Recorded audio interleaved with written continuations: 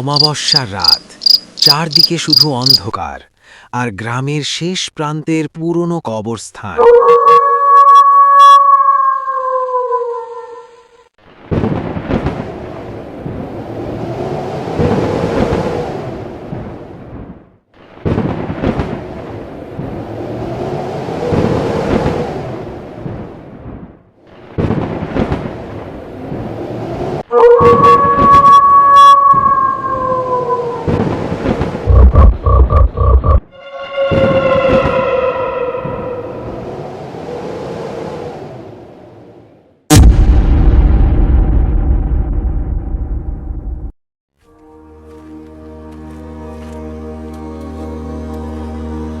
রহিম, শফিক, এই লাশটা আজকেই মাটি দিতে হবে।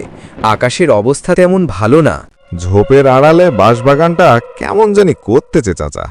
আজকের অবস্থা আমার মনে ভালো টেকতেছে না। হরে, আমরা মরা মানুষ নিয়ে কাম করি, আমাগো আবার ভয় কিসের? লাশ বেশিক্ষণ রাখা ভালো না রে। চল, খবরটা খনন করি। এদিকে রহিম শফিক কবর খননের কাজ শুরু করে দিয়েছে। কিছুক্ষণ পর লাশের পাশ থেকে চাচা নজরুল কবর খননের পাশে এসে দাঁড়ায়। এসে দেখে প্রায় শেষ। ওদিকে লাশের পাশে কেউ ছিল না।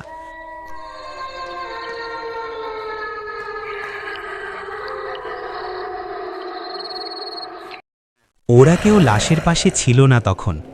হঠাৎ জড়ো হাওয়া ভয়ঙ্কর আওয়াজ করে কবরস্থানের দিক থেকে এক জম্বি ভূত এসে লাশ খাওয়া শুরু করে দেয়।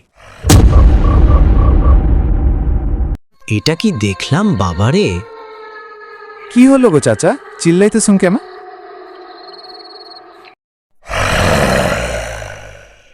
মরে গেলাম গো, বাঁচাও চাচা, ফালান জলদি। ভয়ঙ্কর এই দৃশ্য দেখে ওরা সবাই দূরে পালিয়ে যায়। ওরা সবাই গ্রামে চলে আসে।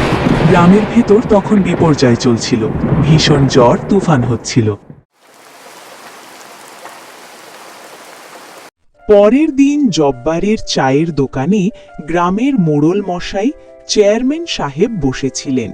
তখন এখানে এসে নজরুল কাকা আগের দিনের রাতের কবরস্থানের ভয়ানক কাণ্ডগুলি বললেন। সবাই হতবাক হয়ে গেলেন। পরে মোড়ল মশাই আর চেয়ারম্যান বললেন, কাল আমরা ঘটনাস্থলে যাব। পরের দিন সকালবেলা শ্যামলপুর গ্রামবাসীর চেয়ারম্যান মোড়ল মশাই সবাইকে নিয়ে কবরস্থান দেখার জন্য বেরিয়ে পড়েন। সকালটা খুব সুন্দর ছিল এবং শান্ত।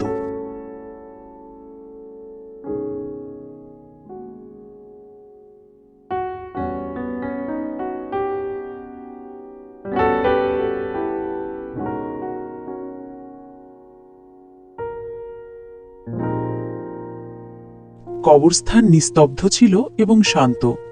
নজরুলের কথার সাথে কোনো কিছুর মিল নাই। চেয়ারম্যান বললেন, এখানে তো সবকিছুই ঠিক, কিন্তু তোমরা একই বললে।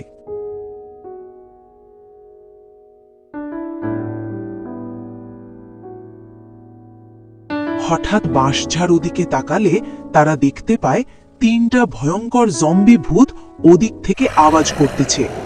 ওখান থেকে তারা দ্রুত গ্রামে ফিরে আসে। সবাই এই ভয়ঙ্কর বোধগুলি দেখার পর গ্রামে এসে হইচই শুরু হয়ে যায়। হিন্দুরা সাধুর কাছে গিয়ে প্রার্থনা করে কঠিন বিপদ থেকে যেন বাঁচতে পারে।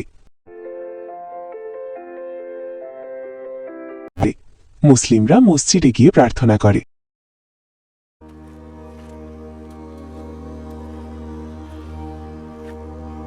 পরের দিন গ্রামের সব লোক একত্রিত হয় তাদের চেয়ারম্যান মোড়ল মশাইয়ের কথা শোনার জন্য। শ্যামলপুর গ্রামবাসীকে বাঁচানো আমার দরকার। আমি এই এলাকার চেয়ারম্যান। আমি ওই কবরস্থানটা ওই এলাকাকে পরিত্যক্ত ঘোষণা করলাম, যতদিন ওই জায়গাটাকে দূষণমুক্ত করতে পারছি না।